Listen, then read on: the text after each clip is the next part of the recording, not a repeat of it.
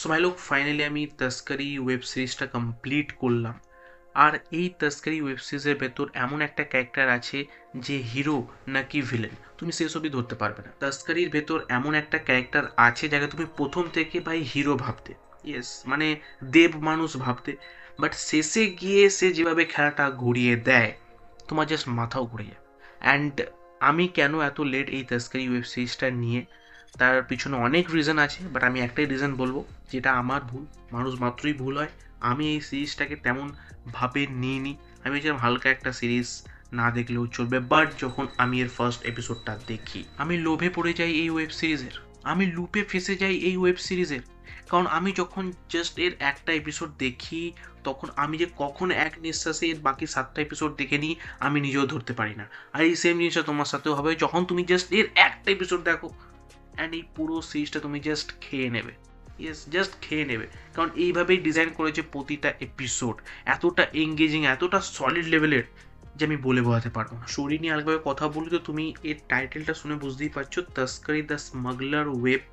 মানে এইখানে এয়ারপোর্টে যে স্মাগলিং হয়, কী কীভাবে হয়, কত ধরনের দিমাগ লাগিয়ে হয়, সেটার ওপরই এই টোটাল ওয়েব সিরিজটা। এর থেকে বেশি জানতে গেলে তোমাকে ডেফিনেটলি এই ওয়েব সিরিজটা দেখতে হবে। এটা একেবারেই মিস করার মতো ওয়েব সিরিজ নয়। আর এই ওয়েব সিরিজটা বানিয়েছেন নীরজ পান্ডে। আর তুমি যদি ওনার কাজ নিয়ে ওয়াকিবহাল হয়ে থাকো, মানে তুমি যদি ওনার মুভিজ দেখে থাকো বা সিরিজ দেখে থাকো, তো তুমি চোখ বন্ধ করে বিশ্বাস করে নিতে পারো উনি আমাদের কোনোভাবেই ধোকা দেন না। অ্যান্ড এই সিরিজটাও ভাই একটা খতরনাক লেভেলের সিরিজ যেটা উনি বানিয়েছেন। তুমি এর রাইটিং বলে নাও, এর স্ক্রিন প্লে বলে নাও, এতটা এঙ্গেজিং, এতটা মারাত্মক যে কোনোভাবে এই সিরিজটা মিস করার মতো নয়। তো এবার যদি এই সিরিজের ভালো দিক নিয়ে কথা বলি তো আমার কাছে অনেকগুলো ভালো দিক আছে। বাট প্রথম যে জিনিসটা আমার সব থেকে বেস্ট লেগেছে এই সিরিজের ভেতর সেটা হচ্ছে এই সিরিজের টোটাল স্টোরিটা। ইয়েস, মানে যারা কোনোদিন স্মাগলিং ওয়ার্ডটা শোনেও নি তারাও এর একটা এপিসোড দেখলে বুঝে যাবে যে স্মাগলিং অ্যাকচুয়ালি কী। ইয়েস, এনারা যেভাবে ওই স্মাগলিংয়ের ওয়ার্ল্ডটাকে ক্রিয়েট করেছে, তার ভেতর যে লিডার, তার নিচে যারা আছে, সেটা যেভাবে ডিসক্রাইব করেছে, তার পাশাপাশি কাস্টম অফিসার, তাদের রুলস রেগুলেশন, এইটা যেভাবে সহজ সিম্পলভাবে আমার সামনে প্রেজেন্ট করেছে, ওটার জন্য নীরজ পান্ডেকে একটা হ্যাটস অফ। তারপর যে জিনিসটা ভালো লেগেছে আমার এই ওয়েব সিরিজের ভেতর সেটা হচ্ছে প্রতিটা এপিসোডের রান টাইম হচ্ছে 40 থেকে 50 মিনিটের ভেতরে। তো প্রতিটা এপিসোডের শেষে একটা করে ক্লিপ হ্যাঙ্গার ছেড়ে দেওয়া। ইয়েস, অ্যান্ড সেইটা দেখার পরে তোমার মন বলবে পরের এপিসোডটা দেখে নিই, তারপর এপিসোডটা দেখে নিই, এভাবে 2, 3, 4, 5, 6, 7 এপিসোড অবধি তুমি দেখে নাও। আর তার পিছনে আরও একটা ছোট রিজন হচ্ছে এই সিরিজের স্ক্রিন প্লে, এই সিরিজের রাইটিং এতটা সলিড, এতটা মারাত্মক যে প্রতিটা এপিসোডই তোমাকে পুরোপুরি এঙ্গেজ করে রেখে দেবে। ইয়েস, মানে কোনো এমন একটাও সিন তুমি খুঁজে দেখাতে পারবে না যেখানে তোমার মনে হবে যে এটা একটু বেশি ওভার দ্য টপ চলে গেল, বা এটা একটু বেশি ড্রামাটিক হয়ে গেল, বা তোমার বোরিং ফিল হচ্ছে, এরকম একটাও সিন এই সিরিজের ভেতর নেই, বা বলতে পারি একটা এপিসোডের ভেতরও নেই। তো এই কারণেই তুমি একটার পর একটা এপিসোড এক নিঃশ্বাসে শেষ করে দাও। তো এক কথায় বলতে গেলে ফালতু জিনিস তো এই সিরিজের ভেতর একটুও দেয়নি ওনারা।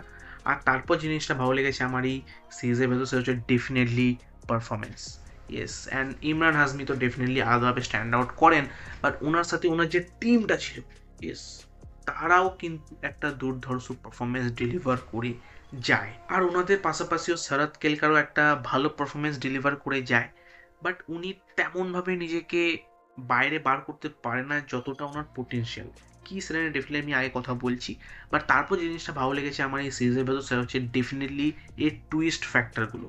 ইয়েস, মানে এইখানে তুমি কোনো ক্যারেক্টারকে নিয়ে প্রিডিকশন করতে পারবে না যে ভালো নাকি খারাপ। মানে সোজা ভাষায় বলতে গেলে তুমি যাকে প্রথম থেকে হিরো হিসেবে ভাববে সে কখন ভিলেনের হয়ে কাজ করতে শুরু করে দিয়েছে, আর যে ভিলেনের হয়ে কাজ করছে সে কখন হিরো হয়ে কাজ করতে শুরু করে দিয়েছে, এই জিনিসটা তুমি প্রেডিক্ট করতে পারবে না। ইয়েস, মানে আনপ্রেডিক্টেবল এই সিরিজটা ছিল। এর পরের সিনে কী হবে তুমি আগে থেকে প্রেডিক্ট করতে পারবে না। ইয়েস, এনারা কীভাবে একে অপরের ফিল্ডিং সেট করবে, কে বাজি পাল্টে দেবে, কে আগে বেরিয়ে যাবে, কে পিছনে পড়ে যাবে, এই জিনিসটা টোটালি আনপ্রেডিক্টেবল ছিল, যে কারণে এই সিরিজের কোনো এপিসোডই বোরিং বা প্রেডিক্টেবল একেবারেই ফিল হয় না। আর শেষে এসে যখন ক্লাইম্যাক্সে আসল টুইস্টটা এনারা আনফোল্ড করে, ভাই মজা চলে আসে। ইয়েস, অ্যান্ড তুমি বুঝতে পারো যে হ্যাঁ ভাই এই সিরিজ একটা হাটকে সিরিজ, অ্যান্ড নিঃসন্দেহে তুমি বলতে পারবে the best of Neeraj Pandey. তো একটা খতরনাক ওয়েব সিরিজ। বাট এবার যদি এই সিরিজের নেগেটিভ পয়েন্ট নিয়ে কথা বলি, আর আমি একটু আগেই বললাম যে শরৎ কেলকারের যে পোটেন্সিয়াল ছিল, ওনার যে রেঞ্জ ছিল সেটাকে এই সিরিজের ভেতর ওনার বার হওয়ার টাইমটাই দেয়নি। প্রথম কথা স্ক্রিন টাইম কম, আর তার পাশাপাশি একটা কাজ চালাও বা কাম চালাও টাইপের ভিলেন হিসাবে ওনাকে এই সিরিজের ভেতর প্রেজেন্ট করে। ওনার যে ভকালটা আমরা ফিল করতে চাইছিলাম, ওনার যে ডারটা আমরা ফিল করতে চাইছিলাম, সেটা একেবারেই ফিল হয় না। ইয়েস, ওই জায়গাটায় কিন্তু শরৎ কেলকারকে এই সিরিজের ভেতর এনারা ঠিকভাবে ইউজ করতে পারেনি। আর একটা জিনিস যেটা আমার এই সিরিজের ভেতর একটু হলো খারাপ লেগে, সেটা হচ্ছে এই সিরিজের এন্ডিং হুট করেই হয়ে যায় ভাই এন্ডটা। ইয়েস, আমি ভেবেছিলাম যে একটু প্রপারলি দেখাবে শেষে গিয়ে কী হলো, বাট সেটা না করে এরা হুট করে এই সিরিজটাকে এন্ড করে দেয়। বাকি ওভারঅল বলতে গেলে এই তাস্কারি ওয়েব সিরিজটা একটা খতরনাক ওয়েব সিরিজ ভাই। ইয়েস, আমি মিস করে একটা অনেক বড় ভুল করতে যাচ্ছিলাম, বাট তুমি আমার মতো এই ভুলটা করো না। ডেফিনেটলি যাও গিয়ে জাস্ট এর একটা এপিসোড দেখো, তুমি পুরো সিরিজটা খেয়ে নেবে। ঠিক আছে, তো আমি এই তস্করি ওয়েব সিরিজটা দেখো 5-এর ভেতর 4টে স্টার। আর তুমি যদি অলরেডি দেখে থাকো, কারণ অনেক দিন আগে রিলিজ হয়েছে, তো তুমি তোমার মতামত অফকোর্স কমেন্টে জানাও তোমার কেমন ছিল এক্সপিরিয়েন্স। বাকি আমি কথা বলেছি অক্ষয় কুমারের ভূত বাংলা মুভিটা নিয়ে। সো তুমি যাও কি মাস্টার ভিডিওটাকে চেক আউট করতে পারো, তোমার সাথে আবার ঠিক সেই ভিডিওতে। So by.